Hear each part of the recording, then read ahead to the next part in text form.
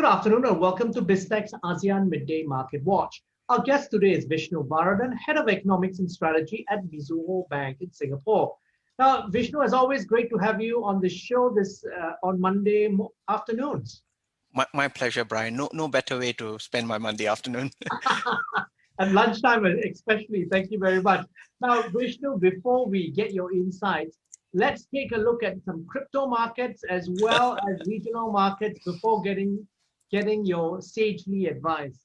Now, we've got Bitcoin, which is at 34,459. It's down 0.84% on a 24-hour basis. The Ethereum is at 2,306.53. It's up 0.47%. Now, over at Bursa Malaysia, the FBM KLCI is at 1,579.48. It's down 14.96 points. The SGX Straits Times Index is at 3,161.65. It's up 16.85 points. Now over to regional markets. We have the Nikkei, which is at 28,822.9. It's down 1.12%. The Shanghai Composite is at 3,593.61. It's down 0.02%. The Hang Seng is at 28,978.85. It's down 0.5%. The ASX 200 is at 7,170. It's down 0.13%. And rounding up the numbers, you've got the Kospi, which is at 3,186.87. It's down 0.06%. So it's a sea of red across the region. Vishnu, tell us why. Well, I think anyone looking at this will be grappling to find a theme, especially one that can marry up with what we saw in U.S. markets on Friday. So U.S. markets were slightly up. Yeah. Clearly, we're not taking the bait and keeping on the same track, so to speak. And I think that's really a case of the divergence trade making itself felt. The fact that even though US has got some relief on policymakers not acting on inflation, on the PCE numbers, so on and so forth, what it does for Asia is it opens up the gap. It tells us that, look, inflation is a risk that hasn't gone away, the inconvenient cost push inflation that precedes a full-on recovery. It's also a fact that infections have not gone away in Asia either. Mm-hmm. And in the midst of that, we probably need to deal with a very uneven trajectory, which probably places Asia on a slightly softer footing. Initially, much earlier on, our thoughts were Asia is well positioned because of the exports focus, but because of the persistence of COVID in its various forms, including very worryingly over the weekend, Vietnam suggesting that they have a variant which is between the Indian variant and the so-called Indian variant, which is the 1617, and the UK variant, tells us that the mutation risks remain well and alive. So I think that's one footing. The other is some of the China headwinds are coming through. In the China credit markets, there's a little bit of a kosh. And I think Chinese policymakers are also warning against getting too excited about renminbi gains and on one-way bets. So all of this put together is putting Asia on a softer footing. Vishnu, can you just throw some insights into the challenges that are facing China's credit markets? Sure. I mean, so one of the challenges here is just wanting to balance between keeping financial risks in check, but at the same time providing enough credit such that the economy doesn't suffocate, particularly getting the credit out to smaller enterprises as well as fast-growing enterprises. So that's one challenge. This balancing challenge has then got a wider spillover effect, because where Beijing is coming in to limit credit to non-productive sectors or frothy sectors such as property, that's being misperceived as credit tightening. And that's causing a little bit of a bit of a cold feet in the space. And anyone that seems to be under stress with an inability to roll over credit at favorable rates, that always raises the question of contagion risks. And this is why the Chinese credit market, spots of it do look rather soft. And I think Asia is well aware that what happens in China doesn't quite just stay in China. It has got a huge spillover effect, including the proverbial but very distasteful sneeze. I really shouldn't use these terms during a COVID During a lingering, but pandemic, yes. yeah, but oh well, here we are. Now, Vishnu, I want to zoom in on Malaysia because that's a hot topic today and everything from Bloomberg to CNBC. The country is going in full lockdown tomorrow.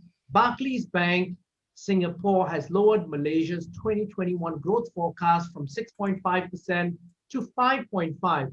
Now, which is below the central bank's projected range of 6 to 7.5%.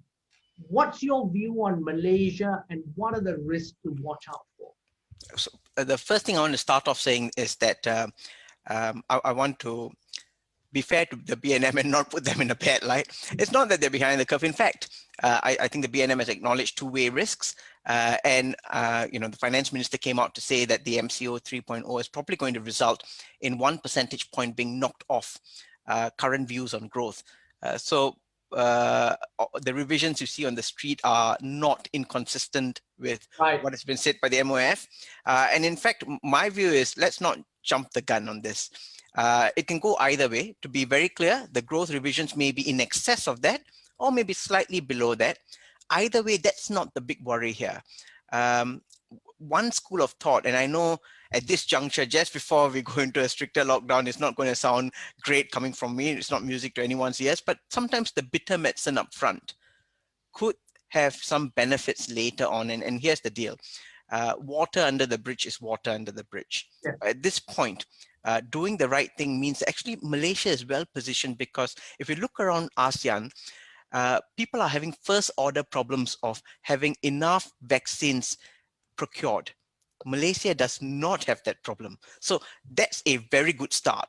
Getting the vaccination underway beyond that means that Malaysia is very well positioned both in the electronics export sector, so the merchandise goods sector, and can get some benefits from the commodity sector as well. And so Malaysia is, in our view, quite well positioned. And it shouldn't come under undue stress, even though admittedly the fiscal position is stretched, but it's not untenable. So for those reasons, we think that Malaysia is going to be a nice catch-up trade, and it's going to outperform in terms of the recovery that's delayed out from 2021, but 2022 will probably see Malaysia on a much better footing. Now, how do you see the ringgit beyond the short-term negative? I think the ringgit is going to be caught between a few crosswinds here. In the very near term, I think you will get ringgit that remains fairly stable, not appreciating in a big way. So the big disconnect here would be between a very strongly appreciating renminbi and not quite being reflected to the full degree in the ringgit for the reasons we've just discussed. Worries about the lockdown and also how the recovery will be, so on and so forth. Beyond that, there are two factors at play. One would be how China clamps down on the commodity boom that we are seeing. If that has got a negative impact on commodity prices, again, ringgit's ability to gain in the near term may be somewhat curtailed. But as we go into 2022, when taper risks come about, all Asian currencies will get knocked back. So if you look at ringgit on a bilateral basis, it's going to be vulnerable to a shock. However, if you look at it on a trade weighted and regional perspective, I think ringgit may do relatively well, given that it has got many other buffers in place, including a current account surplus that we continue to project for Malaysia going into 2022. And with the two drivers being the manufacturing sector and the commodity sectors helping to revive it. And we think the services sector will also come around. Ringgit, we see it fluctuating with a chance of 430 plus slippages against the US dollar. But this will not be inconsistent with what happens in the region. But beyond that, we see a recovery back down below 410 level. So we're seeing the 405 to 410 level as we go further out into 2022, and the recovery then strengthens further. Now, Vishnu, final question. It's Monday. There's a few big key events and data points that are coming out this week. Share with us which ones you're watching out for. Well, there'll be a profusion of PMI data, ISM data, so on and so forth. No one's going to get too excited. It's not a popcorn event, so to speak. What we're going to see from it is it's going to be a further confirmation of broad-based recoveries with one or two wobbles. Markets won't pay too much attention to that. I think greater attention may be paid to things that go out of a range. That's to say, the recovery range, if it goes out of that. And the other one will be the price components of PMI. So this is no matter how I put it, it's still second-tier data for markets. What markets want to pay attention to in the US would be non-farm payrolls at the end of the month. I'm sorry, end of the week. End of the week. That is especially pertinent here because they want to see whether last month's miss is a trend or just a twitch that goes away. And so that would be one thing they pay attention to. And they'll also be paying attention to wage pressures and what it means for inflation, how the Fed may or may not react. So those will be things to watch for in the US. What regionally markets will be watching will be how India is faring. India's Q1 GDP data is coming out. This will not show the COVID impact. So one shouldn't be breaking out the champagne on any recovery factors. It'll be forward-looking things. Both the RBI and the RBA are meeting. It's probably a hold on both, but it would be good for markets to see what policymakers in different parts affected to different degrees by COVID, how their thinking is on how much policy accommodation can go and where accommodation comes in. You'll also get a glimpse of Q1 GDP data for Australia. But these are all going to be quite specific data points. I think the big event that markets are really watching for is the clarification on infrastructure project that Pete Buttigieg has asked for. And so we'll see what it means for US fiscal policy. Now, Vishnu, as always, thank you very much for your insights. My pleasure. Now, we've been speaking to Vishnu Varathan, Head of Economics and Strategy at Mizuho Bank on BizTech's ASEAN Midday Market Watch. I'm Brian Fernandez. Please check us out on our Facebook or LinkedIn pages and also our website, www.biztech.asia. Please like and subscribe to our various platforms. Thanks a lot for tuning in.